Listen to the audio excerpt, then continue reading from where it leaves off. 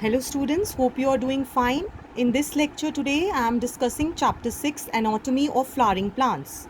So to understand the anatomy, first we should know what it is. It is the detailed structure of the flowering plants. So let us first understand what tissues are.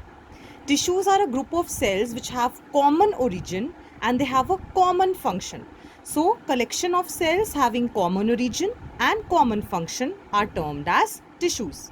So on the basis of the capability to divide or not, the plant tissues can be divided into two categories: meristematic tissues and permanent tissues. In meristematic tissues, it includes all the tissues which are dividing cells. So all the dividing tissue of the plant cells are referred to as meristematic tissues. So this dividing region is actually specialized. There are certain specialized regions in the plant body which are very much active in division. So those regions together are termed as meristems. So you can say meristems are regions which contain the meristematic tissues. These can be of further three types: apical meristem, intercalary meristem, and lateral meristem. Let us look at the terms and understand. Apical means tip or apex. So it is present in the tips of roots and shoots. So in the shoot tip actually, there are certain regions which will form leaves and stems. There are other regions which will neither form leaves, neither stems. So these are axillary buds which are going to form the flower later on. Intercalary meristem, it occurs between mature tissues or between the nodes from where the leaves originate. So in between the nodes or internodes, intercalary meristem is present. Both of these help in elongation of the plant, in increase in height. Lateral meristem is a cylindrical meristem. It is present at the base of the trunk of a tree. Now let us look at, on the basis of their function, they can be further categorized into primary tissues and secondary tissues. Primary tissues means that they are helpful in primary growth, that is increase in height, and they appear early in life like apical and intercalary meristems. Talking about secondary tissues, they help in secondary growth, which means increase in the width of the plant, increase in the girth, called as lateral meristem. And we have different examples of lateral meristem, also known as cambium, cork cambium, fascicular cambium. Now, structurally and functionally stable and mature cells are referred to as permanent tissue. So at one point of time, these meristematic cells, they will become permanent tissue. They will lose their ability to divide by the process of differentiation. Now the primary plant body, which actually consists of apical meristem, it consists of dermal tissues, ground tissues, and vascular tissues. These three fundamental tissues which we will study in the chapter later on.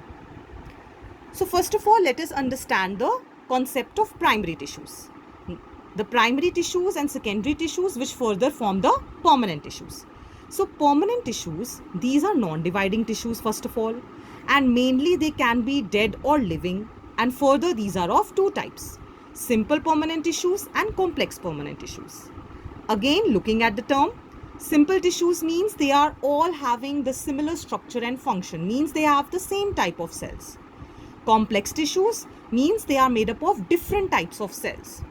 So in complex tissues, we will later on in the next video, I will discuss about xylem and phloem.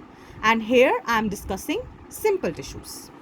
Simple tissues further can be categorized into three types: parenchyma, collenchyma, and sclerenchyma.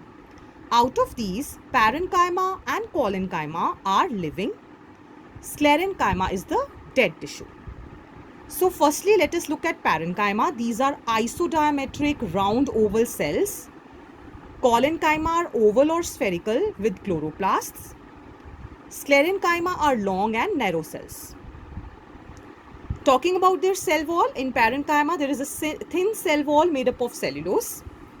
Collenchyma, the cell wall is thick at the corners made up of pectin and hemicellulose. Sclerenchyma has thick cell wall overall made up of lignin. Talking about the arrangement of the cells, in parenchyma these are closely packed and they have intercellular spaces. In collenchyma these intercellular spaces are absent, whereas also in the sclerenchyma these intercellular spaces, which is the spaces between cells, is absent. Then talking about their function, they are functionally also different. Parenchyma, they perform photosynthesis when they contain chlorophyll, called as chlorenchyma also. They help in storage and secretion also. Collenchyma, mechanical support and giving flexibility to the plant. Wherever branches are there in the plant, their collenchyma is present, like in petiole, in the young stem. Sclerenchyma can be of two types, fibers and sclerites, where fibers are mainly giving the mechanical support, and sclerites are the cells which are having narrow cavity called as lumen. So generally the pulp of fruits like the mango these days we eat, right? So that pulp is made up of this sclerenchyma. Now lastly, let us look at the diagrams of these simple tissues. Firstly, parenchyma, you can see thin cell walls, in between vacuole is there, and between the cells you can clearly see certain spaces are there. So these are intercellular spaces. Talking about collenchyma, you can see at the corners the cell wall is very much thick due to the presence of pectin and hemicellulose, and again vacuole, as in the plant cell, it is present here also.